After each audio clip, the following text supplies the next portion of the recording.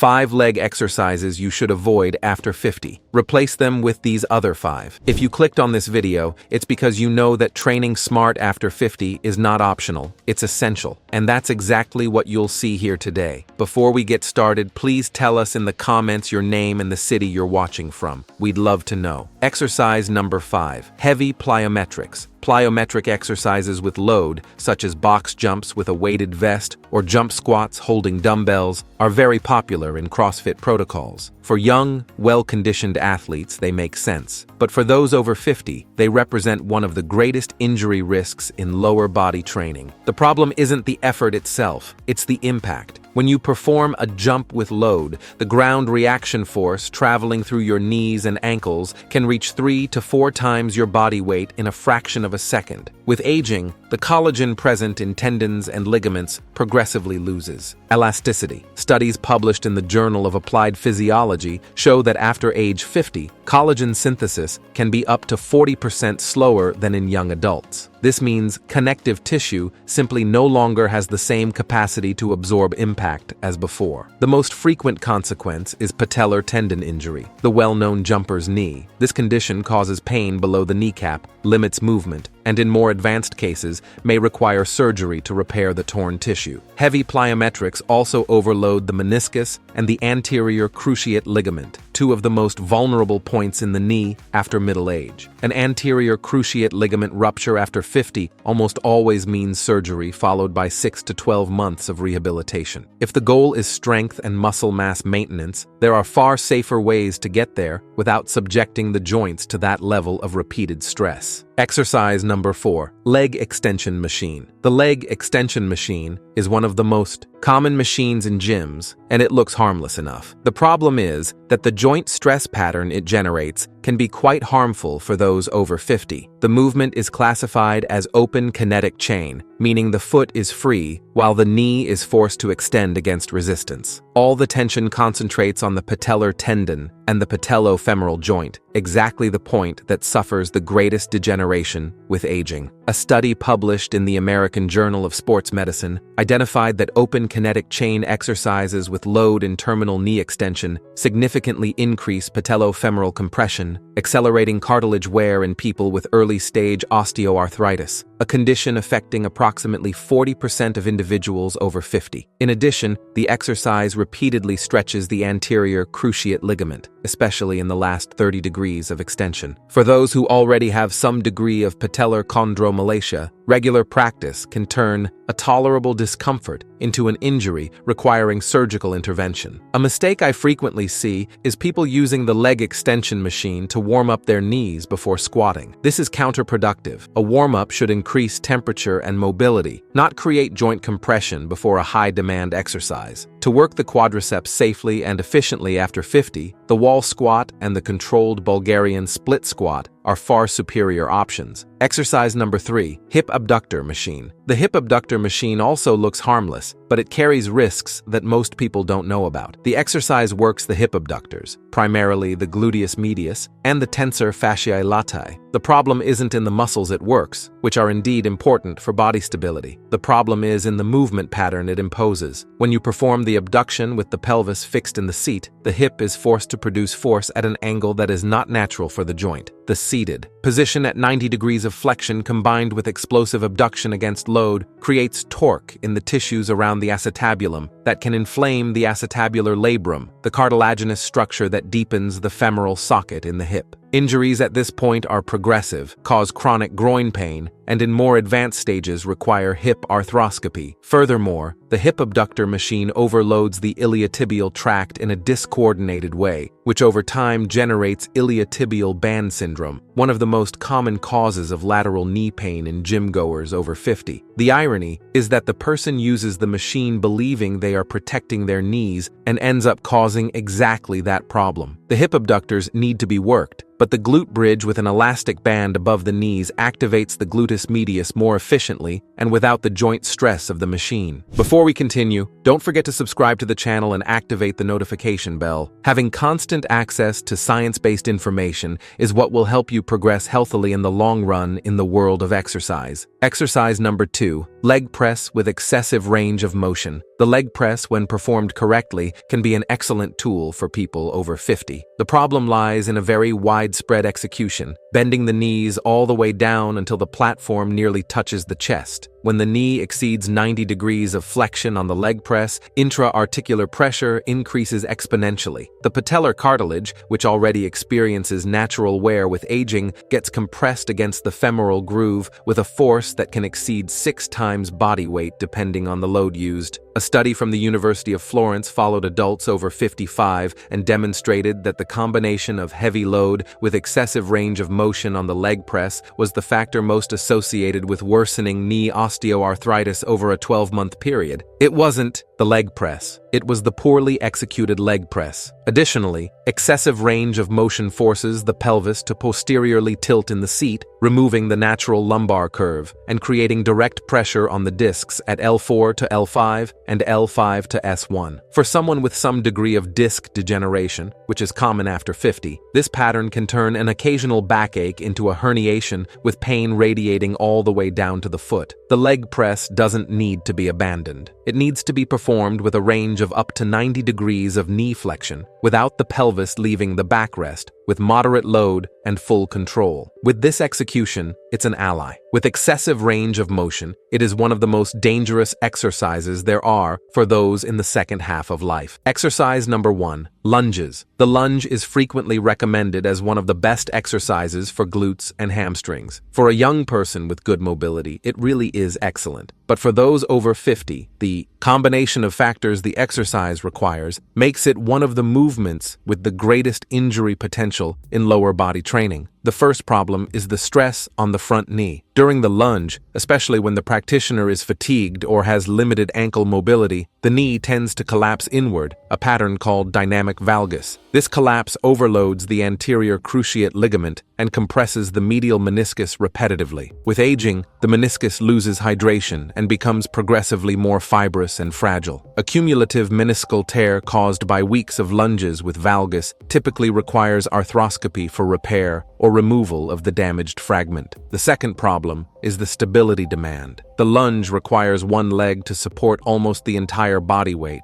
while the other is in the air. After 50, proprioception declines measurably. Studies show that adults over 55 exhibit a reduction of up to 30% in the response speed of the ankle and knee stabilizers compared to young adults. This deficit is exactly what turns a technically challenging movement into a trap for sprains. Additionally, any strength imbalance between sides, which is common after 50, generates involuntary pelvic rotation and asymmetric tension on the lumbar discs. The Bulgarian split squat, which you'll see now, offers the same benefits with far more control and safety. Now that you know what to avoid, here are the 5 exercises you can and should include in your training. Exercise number 1, Bulgarian split squat. The Bulgarian split squat is one of the most complete and yet most underrated lower body exercises, especially after 50. Unlike the conventional lunge, it offers superior stability throughout the entire movement, which drastically reduces the risk of dynamic knee valgus and lower back compensation. The exercise intensely works the quadriceps, gluteus maximus, and hamstrings of the front leg, while also continuously activating the ankle, stabilizers, and core. Because it is unilateral, it corrects strength imbalances between both sides of the body, something very common after middle age, without requiring the degree of instability that the free lunge imposes. To perform it correctly, place the top of the rear foot on a bench at approximately knee height. The front leg should be far enough forward that, when you descend, the knee does not excessively pass the toes. Lower yourself by controlling the movement with the torso slightly leaning forward, which increases gluteus maximus recruitment. Push through the heel of the front leg to rise. If you feel discomfort in the rear knee, place a folded towel underneath for cushioning. The main errors to avoid are the front knee collapsing inward during the descent, the rear leg positioned too close to the body creating insufficient range of motion,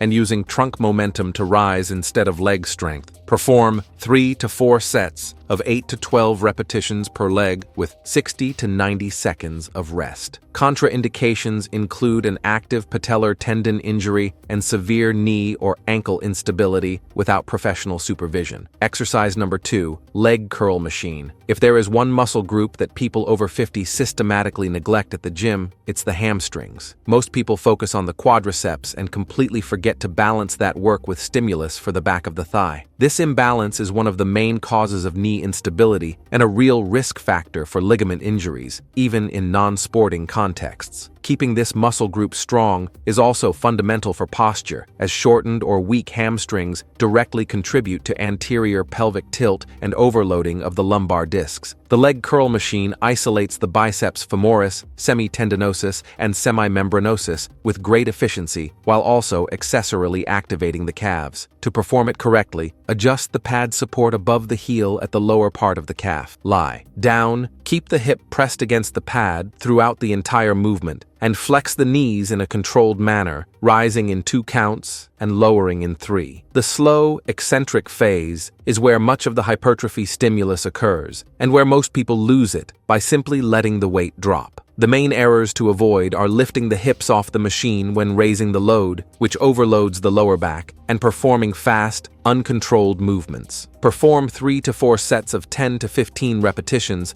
with emphasis on the eccentric phase. Contraindications include an active injury to the posterior chain tendons or acute inflammatory process in the knee. Exercise number 3, glute bridge. The gluteus maximus is the largest muscle in the human body, and most people, especially men, spend years in the gym without working this muscle directly. Neglecting this muscle after 50 has consequences that go beyond aesthetics. Weakness of the gluteus maximus is directly associated with chronic lower back pain, pelvic instability, greater risk of falls, and changes in gait. Additionally, having the largest muscle in the body well developed contributes to the EPIC effect, which is the increase in caloric expenditure in the hours following training, favoring long-term weight control. The glute bridge is one of the safest ways to work this muscle because it does not require axial load on the spine and does not press the knees at problematic angles. To perform it correctly, lie on your back with the knees bent at approximately 90 degrees and feet on the floor at hip width. Press your heels into the floor and lift the hips by actively contracting the glute at the top. The final position should create a straight line from shoulder to knee. Hold the contraction for 2 seconds before lowering to increase time under tension. The main errors to avoid are rising using the lower back instead of the glute, which you'll notice by the tension in your back, and not completing the hip extension at the top. For progression with load, rest a dumbbell on the hips. Perform 3 to 4 sets of 12 to 15 repetitions. There are no significant contraindications for most people, but individuals with shoulder impingement syndrome should pay attention to arm positioning on the floor. Exercise number 4, wall squat. The wall squat is an isometric exercise that people routinely underestimate, but it offers real and documented benefits for those training after 50. And do you know what makes it so special for this age group? It delivers strength, stability, and joint protection at the same time, without requiring any equipment whatsoever and without placing a single ounce of axial load on your spine. It simultaneously works the quadriceps, gluteus maximus, and hip abductors, with the quadriceps in particular being the primary muscle responsible for stabilizing the knee in virtually all functional daily movements, from climbing stairs to getting up from a chair. When this muscle is weak, the knee pays the price. When it is strong and fatigue-resistant, the knee has protection. To perform it correctly, lean your back against a wall and slide your body down until the knees form a 90-degree angle, with the thighs parallel to the floor. The feet are positioned at shoulder width, with the knees aligned directly over the heels and the back completely against the wall from start to finish. Keep the arms extended in front or resting lightly on the thighs, and breathe in a controlled, rhythmic manner throughout the entire duration of the hold. Do not hold your breath, which is a very common mistake that unnecessarily raises blood pressure during the exercise. Start by holding for 20 to 30 seconds and gradually progress to 60 seconds. Repeat 3 to 4 times with 45 seconds of rest between each hold. When 60 seconds becomes comfortable, you can add progression with an elastic band or hold a light dumbbell in each hand to increase the demand. The main errors to avoid are the knees advancing too far past the feet during the descent, which increases patellofemoral compression, and the back losing contact with the wall, which transfers the load to the lower back and removes the stimulus from the quadriceps. Another frequent mistake is staying above 90 degrees of flexion, which greatly reduces muscle recruitment and practically eliminates the benefit of the exercise. Contraindications include acute knee pain that worsens during isometric effort and uncontrolled high blood pressure, since static positions temporarily elevate blood pressure, which requires attention and medical supervision before starting. Exercise number 5, calf raises. We close with an underrated exercise that plays an absolutely fundamental role for those training after 50. The calf is called the body's second heart, and that is no exaggeration. The gastrocnemius and soleus function as an active pump that drives blood from the lower extremities back to the heart against the force of gravity. When these structures are weak, peripheral circulation worsens, leg swelling increases, and the risk of venous thrombosis grows. Furthermore, the calf plays a central role in balance and proprioception. Studies show that strengthening this muscle group reduces the risk of falls in adults over 60 by up to 29%, a figure that alone would justify including this exercise in any lower body training routine at this age group. To perform with maximum efficiency, use a step to perform the movement with full range of motion. Position the toes on the step with the heels in the air. Lower the heels below the level of the step to fully stretch the calf, then rise by contracting forcefully at the top. This full range of motion is what differentiates the exercise from simply rising on your toes on flat ground. Vary the foot position over the weeks. Parallel for general activation, slightly turned out for greater emphasis on the medial portion, and slightly turned in for emphasis on the lateral portion.